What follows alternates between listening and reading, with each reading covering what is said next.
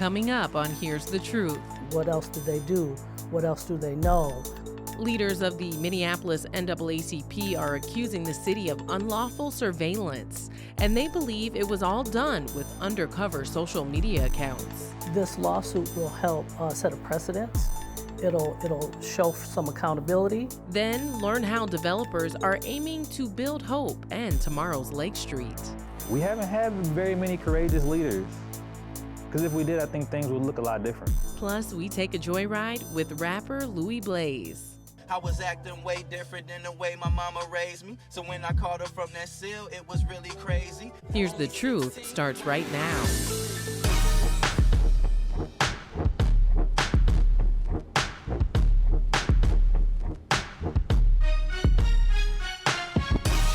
Thanks so much for joining us. I'm independent journalist Georgia Fort. We begin with leaders of the Minneapolis NAACP taking legal action against the city and nearly 24 MPD officers. This week, we dive into their accusations of wrongful surveillance on Black community leaders, which they believe was all done on social media.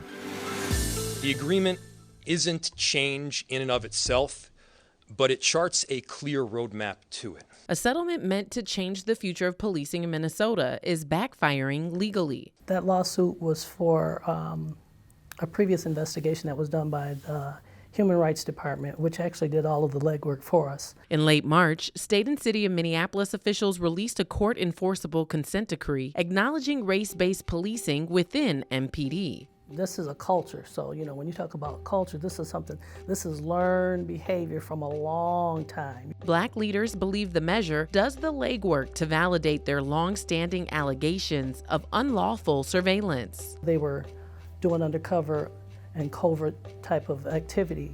They found different information that they could go use against us. Knowing that you allowed somebody to come in with good intentions and they took from you. And in the taking, you don't know what all was taken, so there's that level of fear, like what else do they know? Did they look into my background? Do they know where my other house is?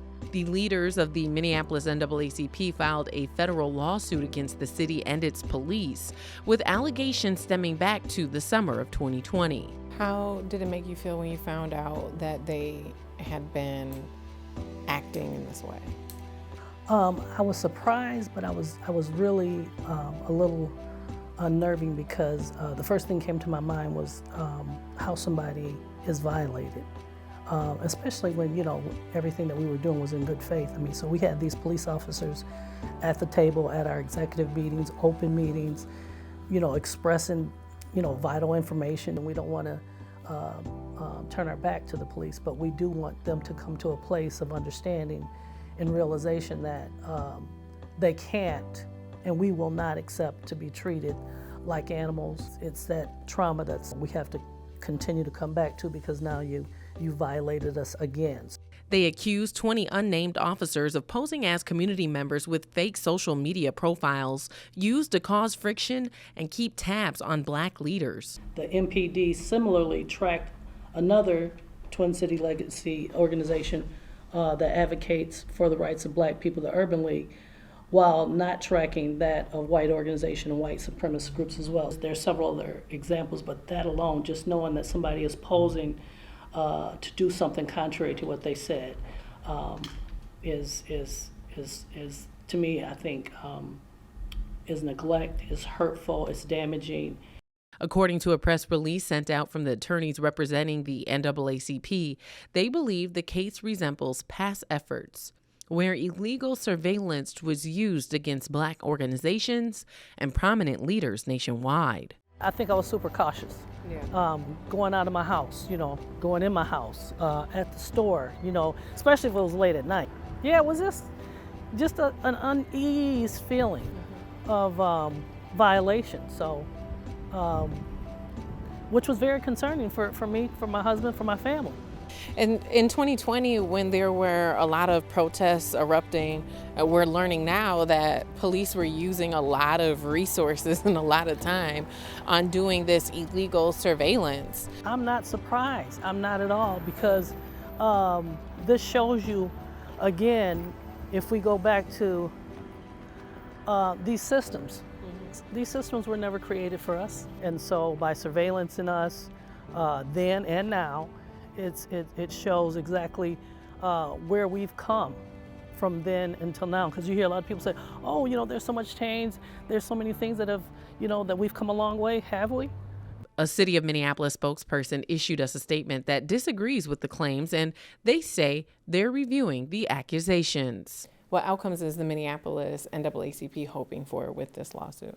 I think the biggest thing is accountability.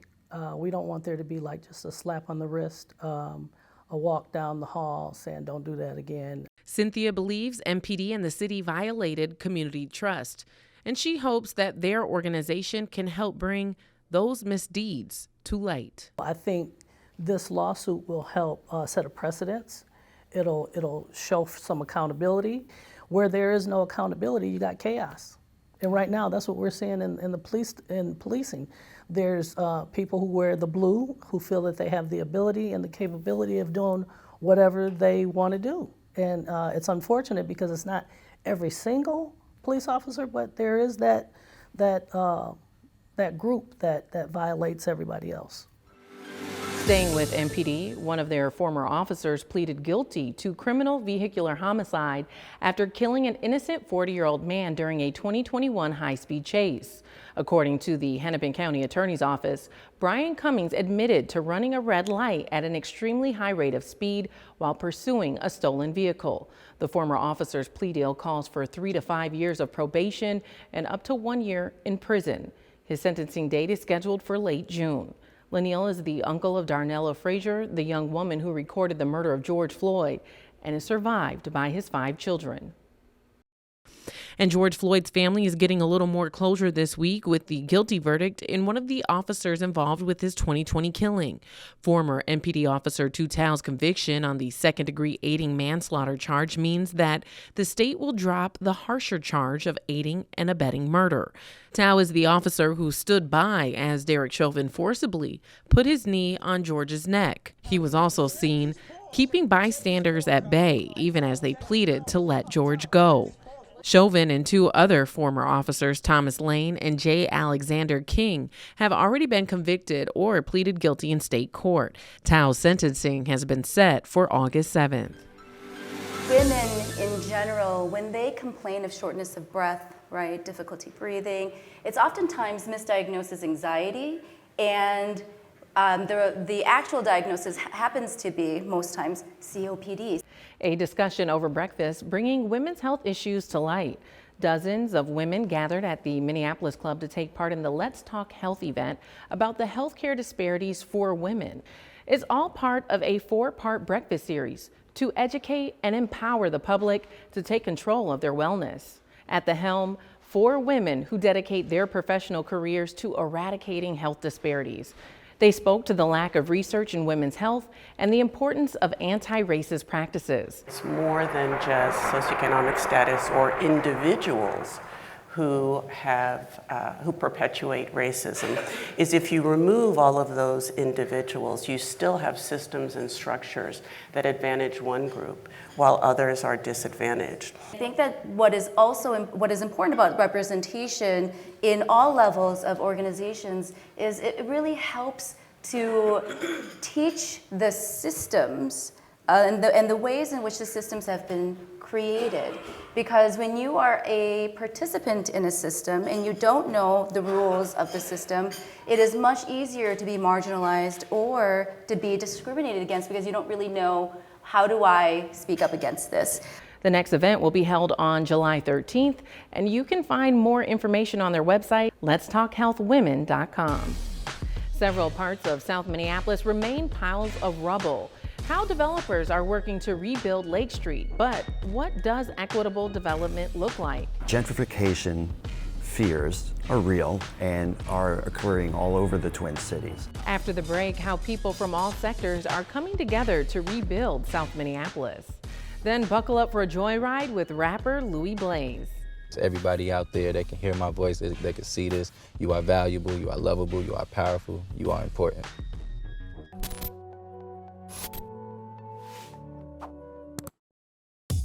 Get access to extended interviews and exclusive content by becoming a monthly subscriber.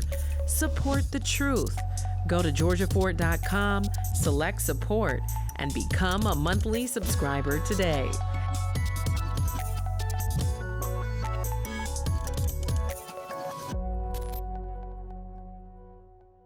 Black-owned businesses are vital for our community and our economy. Black Business Enterprises serves as an educational and resource hub for Black-owned businesses all around the country. We have grants available, one-on-one consulting, seminars on finances, how to manage your businesses, QuickBooks. I want people to understand that they're superheroes. They can do it all. They can, period. To learn more, visit blackbusinessenterprises.org. Art is impactful, intentional, and beautiful. We started showcasing our art together in 2018. The Tipton Hammond Studio is a reflection of the love we have for each other. More than just a gallery. Here, we celebrate the creativity in us all. This is Tipton Hammond Arts.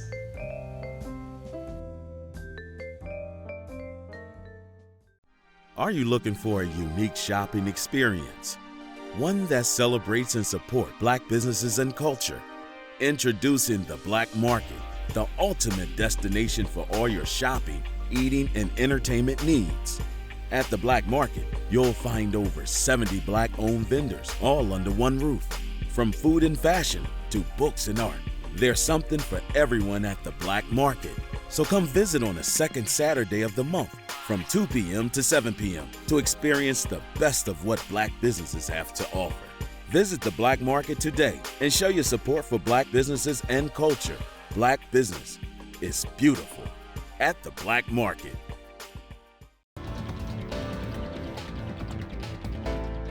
If you grew up in South Minneapolis, you probably have childhood memories at this Kmart.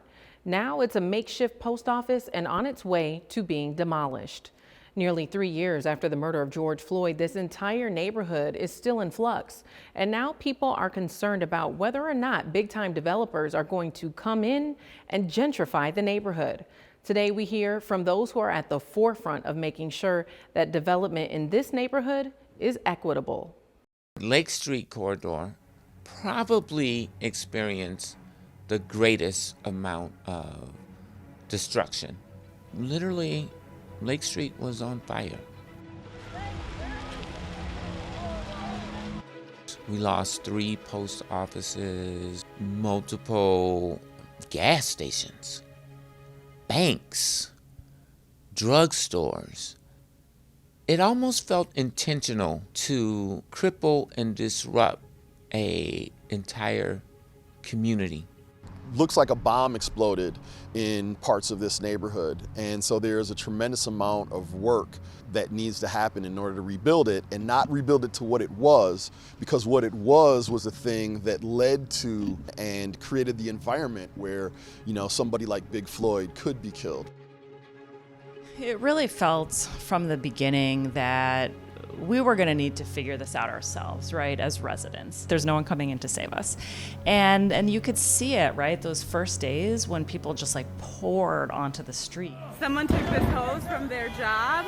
This is what a neighborhood does when the police and the fire cannot come. At least 400 businesses on Lake Street had physical damage, and that damage was upward of $500 million.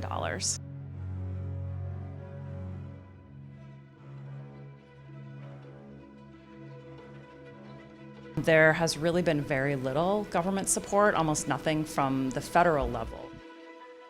It was so politicized, so that really stymied our ability to really raise the funds that were really needed to rebuild. We haven't had very many courageous leaders, because if we did, I think things would look a lot different. We service local government, nonprofit leaders, you know, who have a commitment to Black and brown neighborhoods, and then Black and brown entrepreneurs. I like to look at it as like we're leading from behind. Have you all seen the We Love Lake Street statue? Let me show you. This is the replica, so there's a life size of this at Chicago Lake. Yeah, so my name is Russ Adams, and I'm the manager of the Corridor Recovery Initiatives at the Lake Street Council. Our office burned down to the ground, like many other businesses. We lost 30 buildings. in the civil unrest. Hundreds of businesses were affected, businesses displaced. Gentrification fears are real and are occurring all over the Twin Cities. And when you have the kind of damage we saw during the civil unrest, that could create the ripe conditions for that kind of activity. How do you make sure the folks who work the hardest to turn their neighborhood around can stay in that neighborhood and enjoy the benefits of that? That's the fight. That's the fight. It's longer than 12 rounds, I'll tell you that. You know, people have to know what's going on currently. They got to know what's potentially going to impact them in the future. People have to understand the history of how things have changed. It's difficult to pinpoint the exact number that it would cost to rebuild because the rebuilding depends a little bit on the dreams of each person that wants to rebuild their property. Another thing that was really important was building generational wealth. So making sure to utilize this opportunity to make sure that we were creating ownership pathways so that entrepreneurs of color have the opportunity to really own land in this community and build wealth that they could pass on in their families. We want to create a better Lake Street. And I think there are some real investments and opportunities that can help to make that happen. But it is a slow process. Kmart represents an absolutely unique opportunity on Lake Street.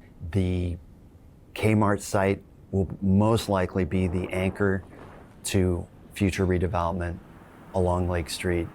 There is no other plot of land like it. I think it's everybody's responsibility to rebuild Lake Street. From the corporations that call the Twin Cities home, from the regular, average, everyday people that want to see a better city, that want to have a better, more connected community.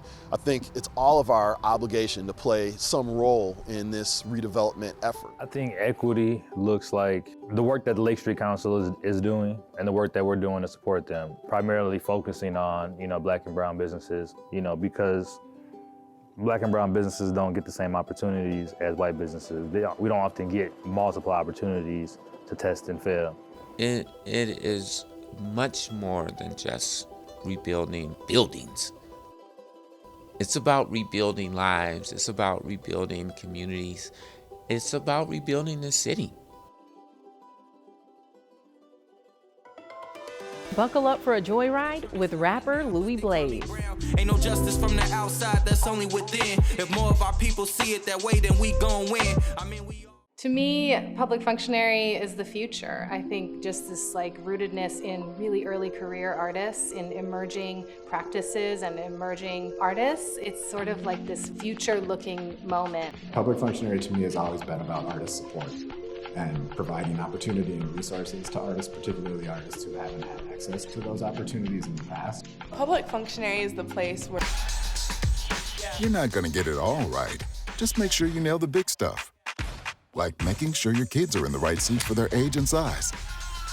Get it right at nhtsa.gov/the right seat. Welcome to El Tejaban. Oh, thank you. We pride ourselves on using the freshest ingredients, just like our abuelitas used to. From our signature birria tacos to our fresh guacamole, there's something for everyone at El Tejaban. And don't forget to try our famous margaritas made from the freshest juices and best tequilas. Join us at El Tejaban and experience our Mexican restaurant. Part-time job, full-time hustle, all-time Shiro to all of us. It's time for you, our Shiro, to stretch for the stars. A free online chat can give you the personalized tips you need to start boosting your retirement savings today. Visit aceyourretirement.org. Today's Joyride is sponsored by Nail Partners. You see, a barrel was never made for a crab, just like a cage was never made for a human. Got these people feeding off everything that we have with hidden agendas and the power of influence. That's the sound of Minneapolis' own Louie Blaze rapping to the tune of Peace and Harmony. In this week's Joyride, he shares how he uses his music to take a stand against mass incarceration. Hey! Hello! What's up, what's up? What's good? It's Sport. How you doing? I'm doing well. So Louie, tell us about where we are. Why is this place significant to you? Yeah, this is a place that I used to live at. It was a time in my life where I was just older and I was understanding, you know, some of the struggles that my mother was going through, and how strong and how resilient she was to just continue to maintain and raise, you know, 4 boys by herself. It's a lot of great memories here, also a lot of, you know, things that weren't so good. This was actually the house I lived in when I was 16, and I committed an aggravated robbery that actually happened in this neighborhood around here when I went to JDC for the first time in my life. Like, that's just the moment in my life where I really wanted to find my purpose and begin to change my narrative and what I could be in life. I was acting way different than the way my mama raised me. So when I called her from that cell, it was really crazy. Only 16, why they EJJ me? Waiting for me to fail, but that ain't faze me. Recognize placement. Yeah. Sitting in the silence, then I turn the TV on. Look at the times that we face. Having that experience in the juvenile justice system is motivating why you're now going back and doing work to reform the juvenile justice system. You know, right after high school, I got into community work and youth advocacy work, you know, being a community mediator with Healing Streets in Ramsey County. I realized the impact of my voice. Did young Louie ever imagine being the Louie you are today? No, not at all. Not it. So where was the turning point? The turning point really was when I created this song called Decisions, and it was a storytelling song, right? Where I spoke about me waking up late for school and my mom getting on me, and me on my way to school, and on the bus I realized I left my phone at home. One decision led to the next decision, led to the next decision, and we ended up in a gunfight at the end of the song. And the very last words that I said in that song was like, man, I should have went to school. He flew me out to the Deeper Learning Conference in 2017. I got to speak and perform in front of thousands of teachers. I believe it's over 2,000 teachers, educators from all over the world. Receiving that standing ovation and just all of the love that I received after really changed my life. You also have a book, Deconstruction Zone. That's a project in collaboration with a man named Todd Barnes back in 2019. He reached out to us to actually consult him on his book, me and a few of my homies, you know, because he wanted to make sure that young people got to see the message. We noticed that it had potential to be a curriculum, actually, something that we can like take and begin to do workshops solely based off this book. Every young person that's completed the program has been able to level up in their own personal life endeavors as well, so I'm very proud of that. Louie, your work is so expansive. Where in the world do you find time to ignite a whole rap battle online on top of all of those things? I heard a rapper saying that can't nobody in Minnesota out-rap him. My hip-hop competitive spirit in me was like, yo, I can't just let him say that,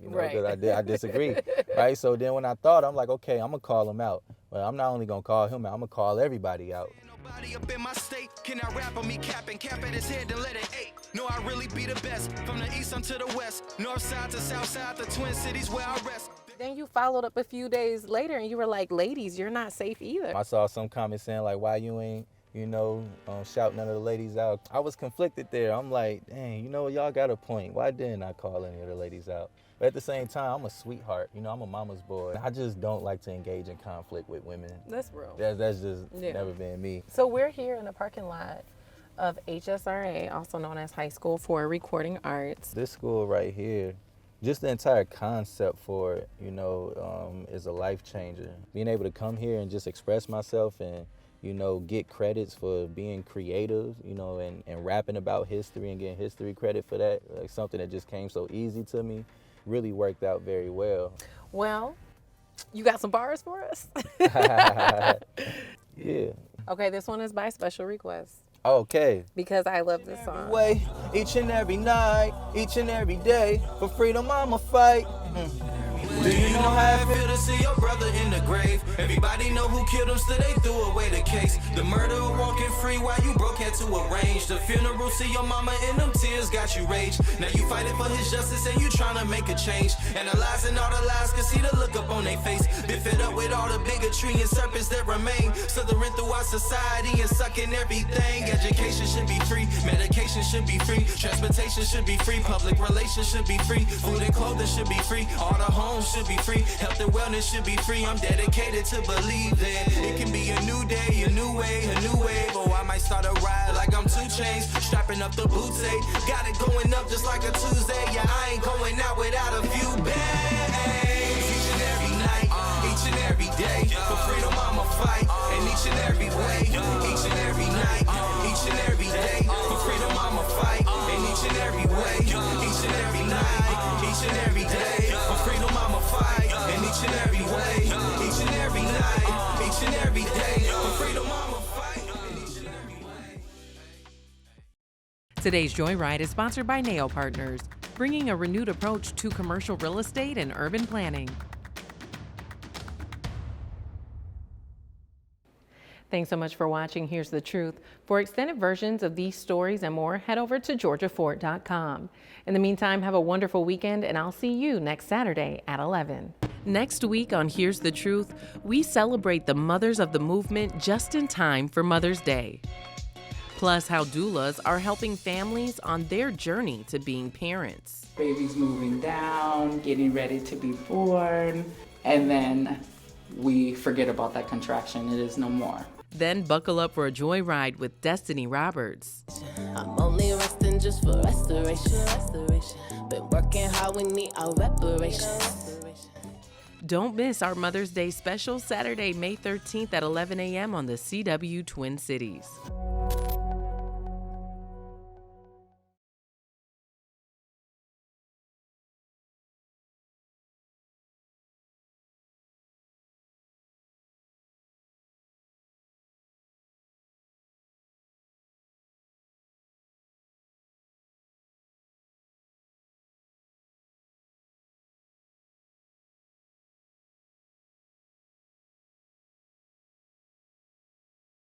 Are you ready to get in the best shape of your life?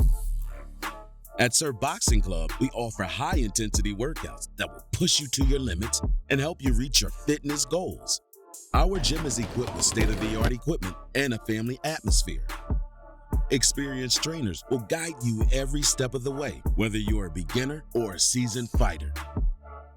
Come join us today and start your journey towards a stronger, healthier you. If you're an ally of this community, speak out. There are more of us together than apart, and so they need you to stand with them.